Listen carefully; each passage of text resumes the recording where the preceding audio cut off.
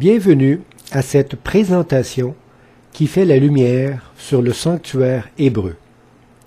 Cette dernière partie est un complément d'information afin d'expliquer la relation qu'il existe entre la purification du sanctuaire et le jugement dernier.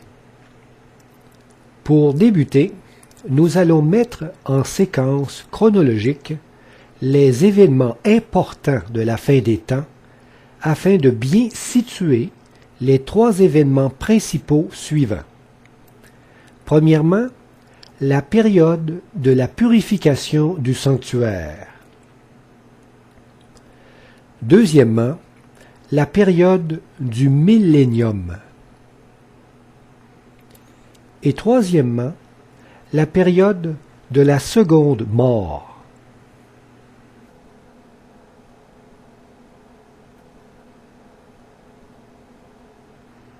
Depuis l'entrée de Jésus dans le lieu très saint du sanctuaire céleste, Dieu désire former un peuple qui obéira parfaitement à ses lois et sera purifié du péché. Voici l'alliance que je ferai avec eux. Après ces jours-là, dit le Seigneur, je mettrai mes lois dans leur cœur, et je les écrirai dans leur esprit. Il ajoute, et je ne me souviendrai plus de leurs péchés, ni de leur iniquité. Comme nous l'avons vu dans les sections précédentes, et selon la prophétie du livre de Daniel, la purification du sanctuaire a débuté en octobre 1844 et est présentement en action. Et il me dit, 2300 soirs et matins, puis le sanctuaire sera purifié. Un événement appelé la pluie de l'arrière-saison amènera à son apogée la fin de la période de purification. À ce moment, comme au temps de la Pentecôte, une puissante manifestation du Saint-Esprit sera expérimentée par le peuple de Dieu. Soyez donc patients, frères, jusqu'à l'avènement du Seigneur. Voici, le laboureur attend le précieux fruit de la terre, prenant patience à son égard, jusqu'à ce qu'il ait reçu les pluies de la première et de l'arrière-saison. Vous aussi, soyez patients, affermissez vos cœurs, car l'avènement du Seigneur est proche. Une période de grande détresse succédera à cette effusion du Saint-Esprit. À cause du rejet délibéré de la vérité, le monde sera frappé de grandes calamités, et la persécution du peuple de Dieu sera terrifiante. Puis je vis dans le ciel un autre signe, grand et admirable, 7 anges qui tenaient 7 fléaux, les derniers, car par eux s'accomplit la colère de Dieu. Cette période de grande détresse débutera après la fin du temps de grâce offert par Dieu. À ce moment, les saints seront alors scellés et marcheront sans péché avec l'aide de la puissance de Dieu. Que celui qui est injuste soit encore injuste. Que celui qui est souillé se souille encore. Et que le juste pratique encore la justice. Et que celui qui est saint se sanctifie encore. Cette période de grande détresse se terminera à la seconde venue du Christ. À ce moment, la folie des hommes sera si grande sur la terre que Dieu devra intervenir pour empêcher l'anéantissement complet de son peuple saint. Alors le signe du Fils de l'homme paraîtra dans le ciel. Toutes les tribus de la terre se lamenteront, et elles verront le Fils de l'homme venant sur les nuées du ciel avec puissance et une grande gloire.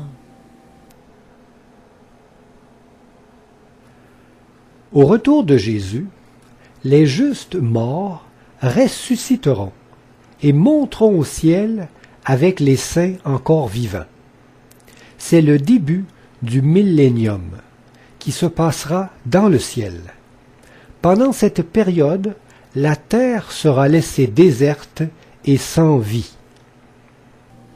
Heureux et saints ceux qui ont part à la première résurrection. La seconde mort n'a point de pouvoir sur eux, mais ils seront sacrificateurs de Dieu et de Christ, et ils régneront avec lui pendant 1000 ans. Après le millénium au ciel, les saints retourneront sur la terre, et à ce moment, les impies ressusciteront, ce qui déliera Satan et lui donnera l'occasion de séduire les nations une seconde fois. Il organisera une grande rébellion contre le gouvernement de Dieu. Quand les 1000 ans seront accomplis, Satan sera relâché de sa prison, et il sortira pour séduire les nations, qui sont aux quatre coins de la terre, Gog et Magog, afin de les rassembler pour la guerre. Leur nombre est comme le sable de la mer. Ce temps de rébellion débutera lors de la descente sur terre de la nouvelle Jérusalem céleste, et après la résurrection de tous les impies qui ont existé depuis Adam. Et je vis descendre du ciel, d'auprès de Dieu, la ville sainte, la nouvelle Jérusalem, préparée comme une épouse qui s'est parée pour son époux. Les autres morts ne revinrent point à la vie, jusqu'à ce que les 1000 ans fussent accomplis. Mais leur projet de rébellion sera stoppé par l'exécution de leur sentence et débutera alors le temps de la colère de Dieu. Les impies recevront leur condamnation et subiront la seconde mort. Mais pour les lâches, les incrédules, les abominables, les meurtriers, les impudiques, les enchanteurs, les idolâtres et tous les menteurs, leur part sera dans l'étang ardent de feu et de soufre, ce qui est la seconde mort. Cette période de la seconde mort débutera lors de l'assaut des impies contre la ville sainte. Et ils montèrent sur la surface de la terre, et ils investirent le camp des saints et la ville bien-aimée. Mais un feu descendit du ciel et les dévora. Après l'événement de la seconde mort, Dieu purifiera par le feu toute présence du péché, et il effacera tout le mal de notre mémoire.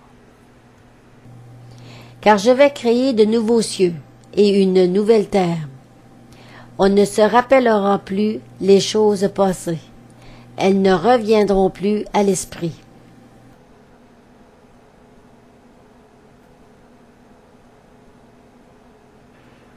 Dans cette chronologie des événements de la fin, on s'aperçoit que le jugement de Dieu se déroule en 3 phases distinctes.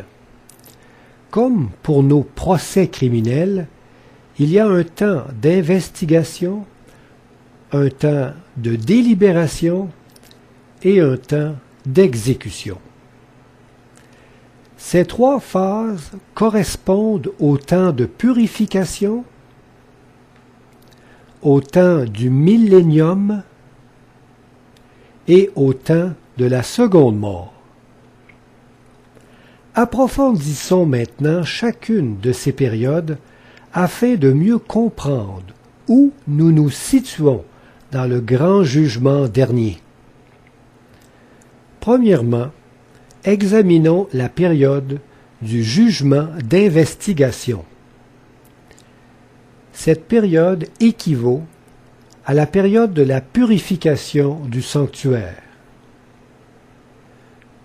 Ce jugement d'investigation doit se terminer avant le retour de Jésus. Comme nous le savons, au prochain retour du Christ, il y aura une résurrection des saints pour la vie éternelle. À ce moment, le sort des impies sera donc déjà fixé. Un jugement d'investigation est donc nécessaire avant le retour de Jésus pour sélectionner les saints qui monteront au ciel avec lui. Ce jugement est déjà en action depuis 1844. Je vis un autre ange qui volait par le milieu du ciel, ayant un évangile éternel, pour l'annoncer aux habitants de la terre, à toute nation, à toute tribu, à toute langue et à tout peuple. Il disait d'une voix forte, « Craignez Dieu et donnez-lui gloire, car l'heure de son jugement est venue. Et adorez celui qui a fait le ciel et la terre et la mer et les sources d'eau. » Ce jugement d'investigation est présentement en action pendant la purification du sanctuaire. L'expiation des péchés du peuple de Dieu implique une investigation de ceux-ci, puis un effacement définitif. Pour purifier un péché, il faut d'abord que celui-ci soit présenté, jugé et pardonné. Les livres de nos œuvres doivent donc être ouverts et la vie de chacun examinée afin que nos péchés soient effacés pour toujours. Le temps de la purification du sanctuaire correspond donc au temps d'un jugement d'investigation. Les nations se sont irritées, et ta colère est venue. Et le temps est venu de juger les morts, de récompenser tes serviteurs, les prophètes, les saints et ceux qui craignent ton nom, les petits et les grands, et de détruire ceux qui détruisent la terre. Et le temple de Dieu dans le ciel fut ouvert, et l'arche de son alliance apparut dans son temple. Et il y eut des éclairs, des voix, des tonnerres, un tremblement de terre et une forte grêle. Et je vis les morts, les grands et les petits, qui se tenaient devant le trône. Des livres furent ouverts, et un autre livre fut ouvert, celui qui est le livre de vie. Et les morts furent jugés selon leurs œuvres, d'après ce qui était écrit dans ces livres. En tant que chef de l'Église et représentant du genre humain, Jésus subira le procès pour toute la race humaine. Sa victoire conduira au salut tous ceux qui demeurent en lui. Car Christ n'est pas entré dans un sanctuaire fait de main d'homme, en imitation du véritable, mais il est entré dans le ciel même, afin de comparaître maintenant pour nous devant la face de Dieu. Il a tout mis sous ses pieds, et il l'a donné pour chef suprême à l'Église, qui est son corps, la plénitude de celui qui remplit tout en tous. En ce moment, c'est seulement les croyants qui passent en jugement. Le jugement en cours se préoccupe exclusivement de ceux qui se réclament du pardon dans les mérites de Jésus-Christ. Comme la purification du sanctuaire terrestre n'intéressait que le peuple d'Israël, la purification du sanctuaire céleste ne concerne que les croyants qui se réclament du droit de la vie éternelle. Car c'est le moment où le jugement va commencer par la maison de Dieu. Or, si c'est par nous qu'il commence, quelle sera la fin de ceux qui n'obéissent pas à l'évangile de Dieu? Car nous connaissons celui qui a dit, « À moi la vengeance, à moi la rétribution. » Et encore, le Seigneur jugera son peuple.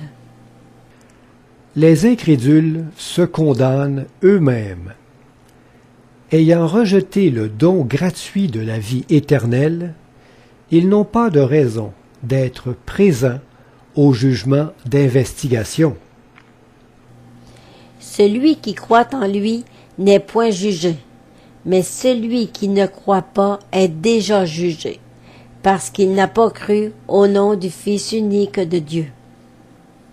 Celui qui me rejette et qui ne reçoit pas mes paroles a son juge. La parole que j'ai annoncée, c'est elle qui le jugera au dernier jour. En effet, les perfections invisibles de Dieu, sa puissance éternelle et sa divinité se voient comme à l'œil, depuis la création du monde, quand on les considère dans ses ouvrages. Ils sont donc inexcusables. Chacun sera jugé selon sa connaissance de la loi divine. La loi divine sera la base du jugement. Le jugement tiendra compte des vérités reçues et du degré de connaissance de chaque individu. Dieu, sans tenir compte des temps d'ignorance, annonce maintenant à tous les hommes, en tout lieu, qu'ils aient à se repentir. Parce qu'il a fixé un jour où il jugera le monde selon la justice, par l'homme qu'il a désigné, ce dont il a donné à tous une preuve certaine en le ressuscitant des morts. Mais celui qui, ne l'ayant pas connu, a fait des choses dignes de châtiment, sera battu de peu de coups.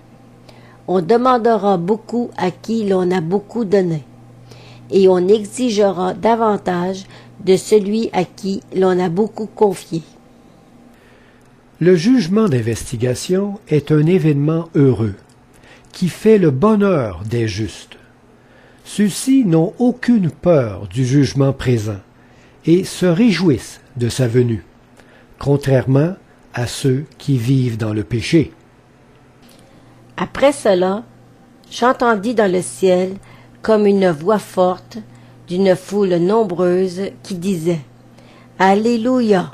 Le salut, la gloire et la puissance sont à notre Dieu, parce que ses jugements sont véritables et justes, car il a jugé la grande prostituée qui corrompait la terre par son impudicité, et il a vengé le sang de ses serviteurs en leur redemandant de sa main. » Et ils dirent une seconde fois « Alléluia !» Le jugement d'investigation se termine bientôt. Ce sera alors la fin de la première phase du jugement dernier, ayant séparé les bons et les mauvais chrétiens. Quand tous auront pris une position définitive en rapport à la loi de Dieu, le sort de chaque individu sera alors fixé, et Jésus reviendra enfin chercher son peuple fidèle. Que celui qui est injuste soit encore injuste, que celui qui est souillé se souille encore, et que le juste pratique encore la justice, et que celui qui est saint se sanctifie encore. Voici, je viens bientôt, et ma rétribution est avec moi, pour rendre à chacun selon ce qu'est son œuvre. Prenons le temps d'étudier les livres célestes. La fonction du livre consiste essentiellement à conserver le passé pour servir de témoin dans l'instruction du jugement. Le pardon offert par Dieu à travers le sang de son Fils nous libère de la condamnation de la loi, mais ce sang n'a pas effacé le souvenir du péché. Le péché reste inscrit dans les registres du sanctuaire céleste jusqu'à l'expiation finale, c'est-à-dire son effacement définitif. 3 livres sont utilisés pour le jugement dernier. Il y a le livre de vie, le livre de mort et le livre de la loi. Examinons le livre de vie. Il contient le nom de tous ceux qui se déclarent être un disciple du Christ. On y retrouve les bonnes œuvres des saints. Chaque tentation résistée, chaque victoire remportée, chaque parole aimable prononcée, chaque sacrifice, toute souffrance et tristesse endurée pour la cause de Christ sont fidèlement enregistrés. Si quelqu'un a un péché encore inscrit dans le livre de mort, dont il ne s'est pas repenti, alors son nom sera effacé du livre de vie, ainsi que ses bonnes œuvres. L'œuvre du jugement d'investigation consiste à effacer de ce livre le nom de toutes les personnes dont la conversion n'était pas sincère.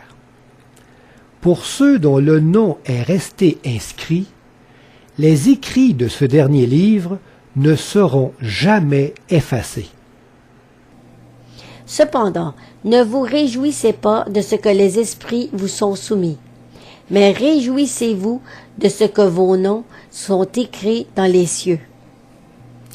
Alors ceux qui craignent l'Éternel se parlèrent l'un à l'autre. L'Éternel fut attentif, et il écouta. Et un livre de souvenirs fut écrit devant lui pour ceux qui craignent l'Éternel et qui honorent son nom. Et je vis les morts, les grands et les petits, qui se tenaient devant le trône. Des livres furent ouverts, et un autre livre fut ouvert, celui qui est le livre de vie. Et les morts furent jugés selon leurs œuvres, d'après ce qui était écrit dans ces livres. Celui qui vaincra sera revêtu ainsi de vêtements blancs. Je n'effacerai point son nom du livre de vie, et je confesserai son nom devant mon Père et devant ses anges. Examinons maintenant le livre de mort.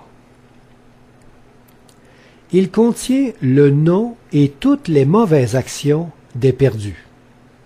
Au jour du jugement d'investigation, tous ceux qui se sont repentis de leurs péchés et qui ont réclamé le sang de Christ comme sacrifice expiatoire auront le mot « pardonné » inscrit à côté de leur nom et leurs péchés seront effacés du livre de mort. Lors du jugement de délibération au temps du millénium, quand la mesure de châtiment réservée à chaque impénitent sera évaluée, elle sera inscrite en face de leur nom dans le livre de mort. Et Josué vainquit Amalek et son peuple au tranchant de l'épée. L'Éternel dit à Moïse, « Écris cela dans le livre, pour que le souvenir s'en conserve, et déclare à Josué que j'effacerai la mémoire d'Amalek de dessous les cieux. Si le juste se détourne de sa justice et commet l'iniquité, s'il imite toutes les abominations du méchant, vivra-t-il? Toute sa justice sera oubliée, parce qu'il s'est livré à l'iniquité et au péché. À cause de cela, il mourra. » Examinons maintenant le livre de la loi. Ce livre contient toutes les paroles que Dieu nous a offertes, même celles qu'il a mises personnellement dans notre cœur. Au temps du millénium, conjointement avec Jésus-Christ, les justes jugeront les impies, en comparant leur vie avec les préceptes du saint livre de la loi, et se prononceront sur le cas de chacun. Lorsque l'Éternel eut achevé de parler à Moïse sur la montagne de Sinaï, il lui donna les 2 tables du témoignage, tables de pierre écrites du doigt de Dieu. Lorsque tu obéiras à la voix de l'Éternel ton Dieu, en observant ses commandements et ses ordres écrits dans ce livre de la loi, lorsque tu reviendras à l'Éternel ton Dieu, de tout ton cœur et de toute ton âme. Ce commandement que je te prescris aujourd'hui, n'est certainement point au-dessus de tes forces et hors de ta portée. Il n'est pas dans le ciel pour que tu dises, qui montera pour nous au ciel et nous l'ira chercher? Qui nous le fera entendre afin que nous le mettions en pratique? Il n'est pas de l'autre côté de la mer pour que tu dises, qui passera pour nous de l'autre côté de la mer et nous l'ira chercher? Qui nous le fera entendre afin que nous le mettions en pratique? C'est une chose, au contraire, qui est tout près de toi, dans ta bouche et dans ton cœur, afin que tu la mettes en pratique. Entamons maintenant la deuxième phase du jugement, le jugement de délibération. Cette période du jugement se déroule pendant le millénium. La seconde phase du jugement dernier se déroule au ciel, en compagnie des ressuscités. Cette longue période de temps permettra à chacun de statuer sur le cas de ceux qui sont absents. Et je vis des trônes, et à ceux qui s'y assirent fut donné le pouvoir de juger. Et je vis les âmes de ceux qui avaient été décapités à cause du témoignage de Jésus et à cause de la parole de Dieu, et de ceux qui n'avaient pas adoré la bête ni son image, et qui n'avaient pas reçu la marque sur leur front et sur leurs mains. Ils revinrent à la vie et ils régnèrent avec Christ pendant 1000 ans. Les justes seront à ce moment libres. Nous comparaîtrons tous devant le tribunal de Dieu. Mais ceux qui auront accepté le salut de Dieu verront leur cause adjugée, car elle aura été défendue par Jésus lui-même. En vérité, je vous le dis, celui qui écoute ma parole et qui croit à celui qui m'a envoyé a la vie éternelle, et ne vient point en jugement, mais il est passé de la mort à la vie.